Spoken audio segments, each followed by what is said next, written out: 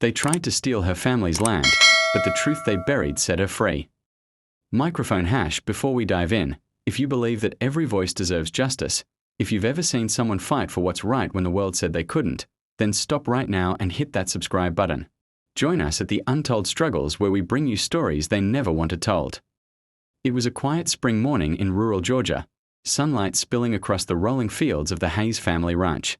The smell of fresh hay mingled with the soft sound of horses snorting near the stables. Marcus Hayes, a 34-year-old father and former Marine, stood with his wife Danielle, brushing down their chestnut mare, Liberty. Their young son, Caleb, chased butterflies nearby, laughter echoing like a promise. The ranch had been in the Hayes family for 3 generations. Marcus's late grandfather, Earl Hayes, had built the house by hand in the 1940s, a proud black farmer who refused to sell his land despite segregation, threats, and intimidation. That land carried history, blood, and sweat, and today, it carried a storm. Across the dirt road, 3 HOA officers in matching navy blazers stepped out of a silver SUV. They weren't from this part of the county. Their shiny shoes gave that away. At the front was Gerald Whitman, the HOA president, a man whose smile never reached his eyes. He called out sharply, holding a clipboard. "Mr. Hayes, I'm afraid you've built unauthorized fencing beyond community limits. You're encroaching on HOA property." Marcus turned slowly, hands still on the horse's reins. "Encroaching? Sir, my grandfather built that fence before your subdivision even existed." Whitman gave a practiced smirk. "Well, we have new property maps now. And according to our records, that section of your ranch technically falls under HOA jurisdiction." Danielle's face hardened. "This is private family land. You can't just..." Whitman interrupted. Rules are rules. Either remove those fences by next Friday or we'll handle it legally." He turned to leave, but Marcus's calm voice cut through the air. "You try to take this land, you'll have to answer for it, every inch." As their SUV pulled away, dust swirling behind it, Danielle whispered, "They think we are weak." Marcus exhaled deeply. "Then let's remind them we are not." A week later, a legal notice arrived. Intent to claim and manage portions of Hayes Ranch under HOA boundary authority. The HOA had escalated. Marcus sat at their wooden kitchen table, reading the papers over and over. His old military dog tags clinked softly as he thought. Across from him, Danielle scrolled through her phone. "They're posting pictures online," she said bitterly, "calling us non-compliant. They're making us look like criminals." Marcus slammed the papers down. "We've done nothing wrong. They're just testing how far they can go." That night, he called an old friend, Ava Brooks, a civil rights lawyer from Atlanta who'd fought similar cases. "Marcus, don't let them intimidate you," she said. "HOAs can't override deed history or state property law. I'll drive down first thing in the morning." The next morning, the couple awoke to the rumble of engines.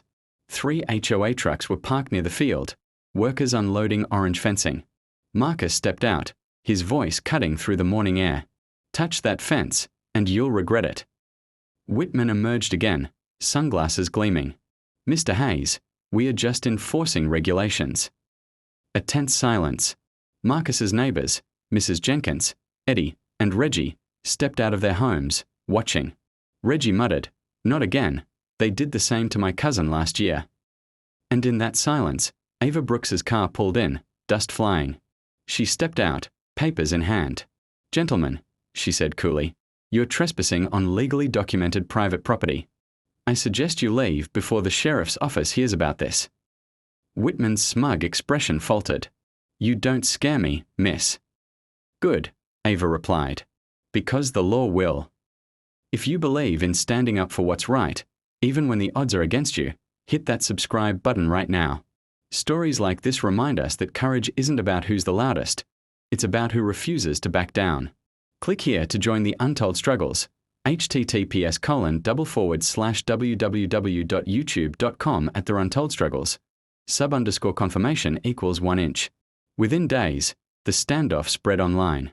Local reporters arrived, filming from the edge of the dirt road. The headlines read, "HOA claims ownership over historic black-owned land." Marcus became a symbol overnight, but it came at a cost. Threatening emails poured in. Online trolls mocked his family. One night, someone even left a notice to vacate nailed to their gate. Danielle wept quietly in the dark. Why us, Marcus? Why can't they just let us live? He wrapped an arm around her. Because people like them can't stand seeing us own something they can't control. Ava filed a federal injunction, halting HOA action until court review. But the HOA's legal team, backed by a wealthy developer named Harlan Pierce, doubled down.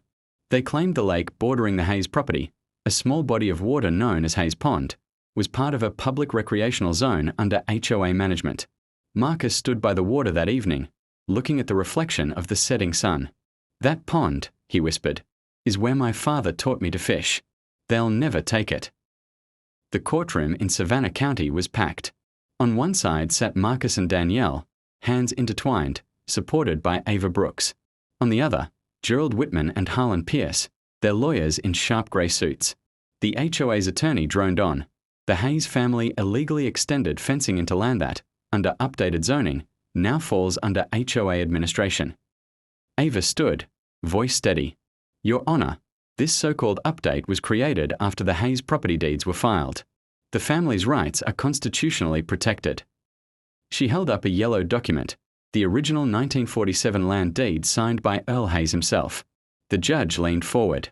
Mr. Whitman, she said, is your HOA prepared to dispute state-recognized ownership documents? Whitman's confident smirk vanished. The courtroom murmured. When Marcus took the stand, he spoke simply. This land isn't just soil and fences. It's family.